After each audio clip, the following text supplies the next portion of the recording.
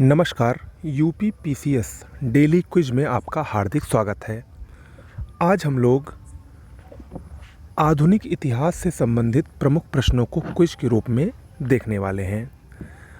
आप लोग भी इन प्रश्नों का उत्तर देने की कोशिश करिएगा और लास्ट में कमेंट बॉक्स में स्कोर लिखकर ज़रूर बताइएगा कि आप लोगों का कितना सही हुआ है। शुरुआत करते हैं। पहला प्रश्न है, द्वितीय गोलमेज सम्मेलन के संदर्भ में निम्न कथनों पर विचार कीजिए। ये जो 3 कथन हैं ये द्वितीय गोलमेज सम्मेलन से संबंधित हैं। पहला कथन है, इस समय भारत के गवर्नर जनरल लॉर्ड इरविन थे। दूसरा कथन है, मदन मोहन मालवीय राष्ट्रवादी दल के प्रतिनिधि के रूप में शामिल हुए इस अधिवेशन में। तीसरा है, गांधी जी एकमात्र इसी गोलमेज सम्मेलन में शामिल हुए थे।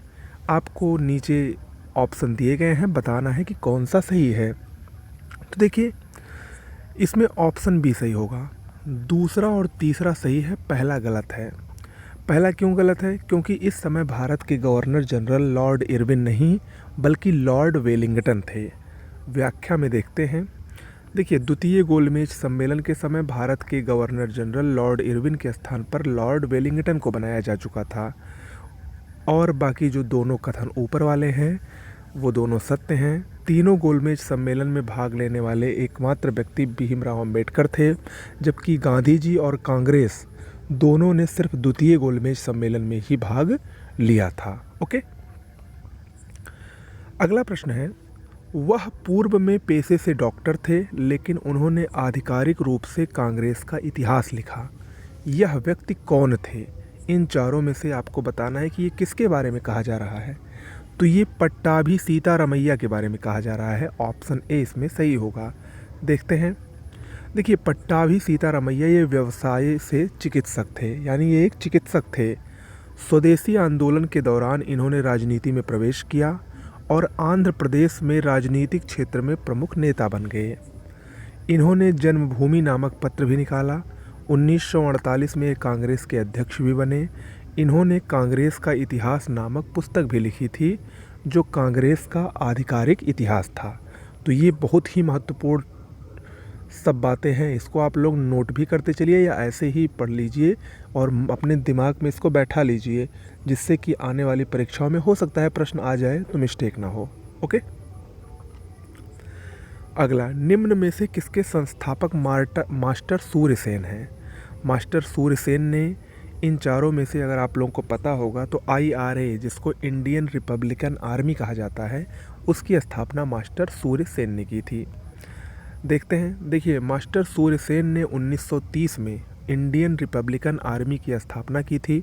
ब्रिटिश सरकार को उखाड़ फेंकने के उद्देश्य से शुरू किए गए इस संगठन ने इतिहास प्रसिद्ध चटगांव शस्त्रागार डकैती को अंजाम दिया था, जिसमें सूर्यसेन और उनके अनेक साथियों को फांसी की सज़ा दी गई थी। तो यहाँ पर 2 बातें आपको पता चली। IRA यानी इंडियन रिपब्लिकन आर्मी की स्थापना 1930 में सूर्यसेन ने की, और प्रसिद्ध जो चटगांव शस्त्रागार डकैती वाला कांड है उससे कौन जुड़े हैं? उससे भी सूर्यसेन जुड़े हैं। सूर्यसेन को मास्टर दा भी कहा जाता था। ओके, अगला प्रश्न है, द फ्री इंडियन लीजन, इस दल का संबंध किस नेता से था? द फ्री इंडियन लीजन, इसका संबंध सुभाष चंद्र बोस से था। ऑप्शन डी सही है, बहुत ही महत्वपूर्ण है। इसकी व्याख्या देखिए अच्छे से। देखिए, भारतीय स्वतंत्रता संघर्ष के दौरान उत्तरी अफ्रीका के रोमेल से पकड़े गए भारतीय युद्धबंदियों को भर्ती कर सुभाष चंद्र बोस ने 10,000 सैनिकों का दल गठित किया और उसी दल को द फ्री इंडियन लीजन कहा गया। ठीक है, यानी उत्तरी अफ्रीका का एक स्थान है रोमेल, वहाँ से जो भारतीय युद्धबंदी थे उनको पकड़कर, लगभग 10,000 युद्धबंदी थे, सुभाष चंद्र बोस ने उनकी एक फ़ौज इकट्ठा की, एक दल का गठन किया जिसे द फ्री इंडियन लीजन कहा गया। सुभाष चंद्र बोस ने जर्मन विदेश मंत्रालय की सहायता से बर्लिन में द फ्री इंडिया सेंटर का भी गठन किया। ओके, जो कि 2 नवंबर 1941 में किया गया था।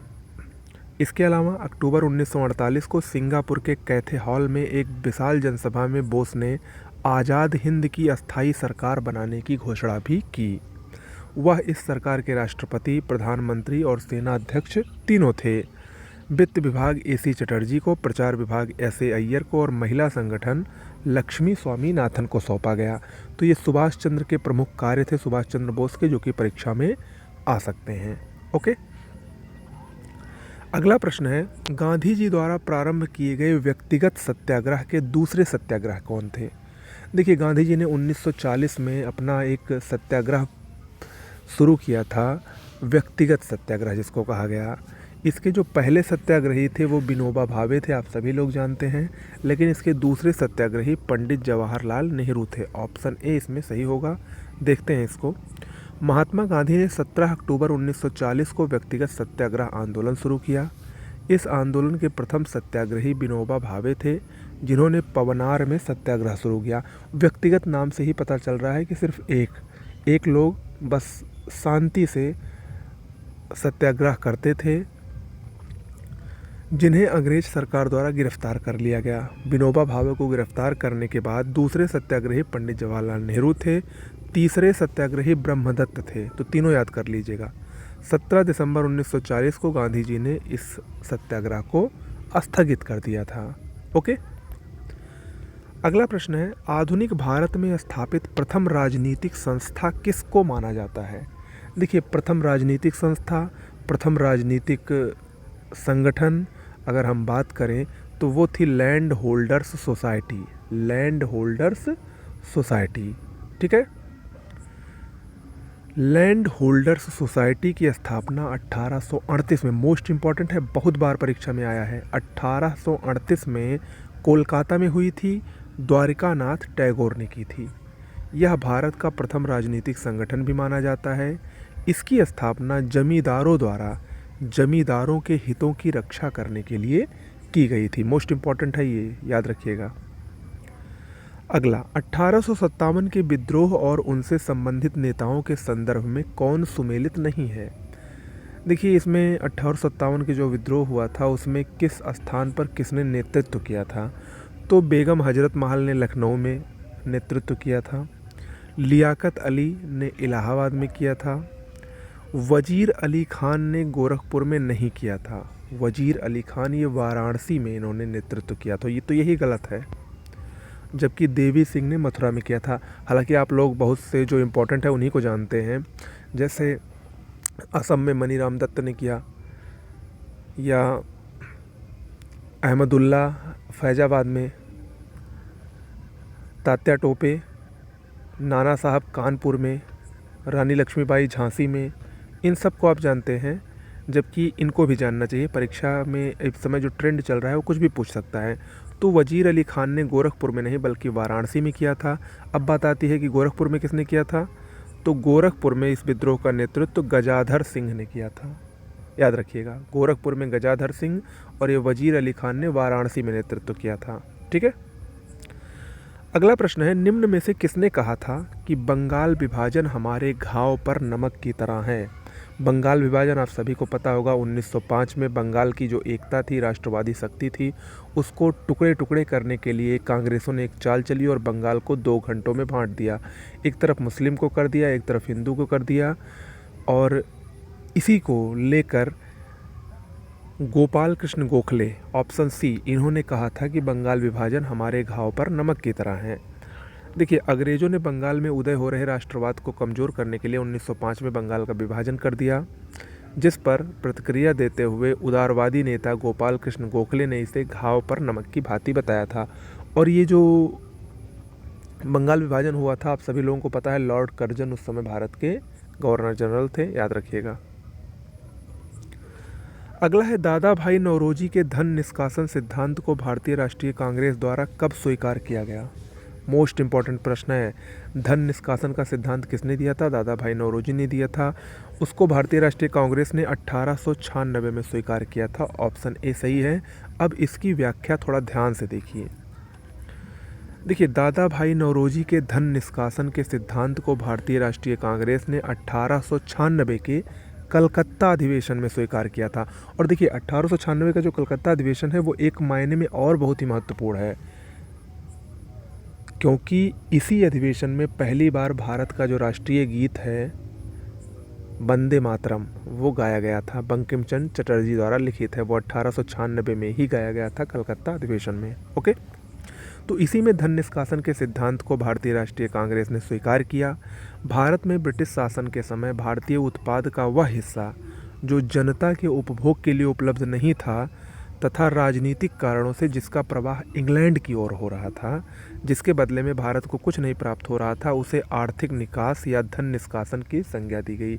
यानी जो भारत का पैसा था वो भारत में न रहकर, भारत के लोगों के काम ना आकर वो इंग्लैंड में जा रहा था, ब्रिटिश लोग उसका उपयोग कर रहे थे। इसी को कहा गया धन निष्कासन, यानी धन का निष्कासन हो रहा है, धन भारत से बाहर जा रहा है। रमेश चंद्र दत्त, महादेव गोविंद रानाडे और गोपाल कृष्ण गोखले जैसे राष्ट्रवादी विचारकों ने भी धन के निष्कासन की इस प्रक्रिया के ऊपर प्रकाश डाला है। ओके, अगला प्रश्न है, हावड़ा षड्यंत्र केस से कौन क्रांतिकारी संबंधित है? हावड़ा षड्यंत्र केस क्या है, इसके बारे में अभी हम आपको बताते हैं, लेकिन उससे पहले ये जानिए कि इससे जतीन्द्र नाथ मुखर्जी संबंधित थे। इनको बाघा जतिन के नाम से भी जाना जाता है। ऑप्शन ए सही होगा। व्याख्या देखिए, हावड़ा षड्यंत्र केस 1910 में हुआ था। जतिन नाथ मुखर्जी, जिनको बाघा जतिन भी कहते हैं, उनको डिप्टी पुलिस सुपरिटेंडेंट शमसुल आलम की हत्या के आरोप में गिरफ्तार कर हावड़ा षड्यंत्र केस चलाया गया था, जिसमें उन्हें 1 वर्ष के कारावास की सज़ा हुई थी। बाघा जतिन ब्रिटिश शासन के विरुद्ध कार्यकारी दार्शनिक क्रांतिकारी थे और युगांतर पार्टी, जिसके एक प्रमुख नेता बारेंद्र घोष थे, उसके ये भी नेता थे। कौन? बाघा जतिन यानी जतीन्द्र नाथ मुखर्जी। ओके, तो आज के टेस्ट में इतना ही। कुल 10 क्वेश्चंस थे। कैसे लगे आपको? अगर अच्छा लगा हो तो प्लीज़ वीडियो को लाइक कर दीजिए और चैनल को तुरंत सब्सक्राइब कर लीजिए, क्योंकि अगले लगभग 65-70 दिन बचे हैं प्री एग्ज़ाम होने में, तो वहाँ तक आपको निश्चित रूप से हमारे चैनल द्वारा पूरी हेल्प की जाएगी।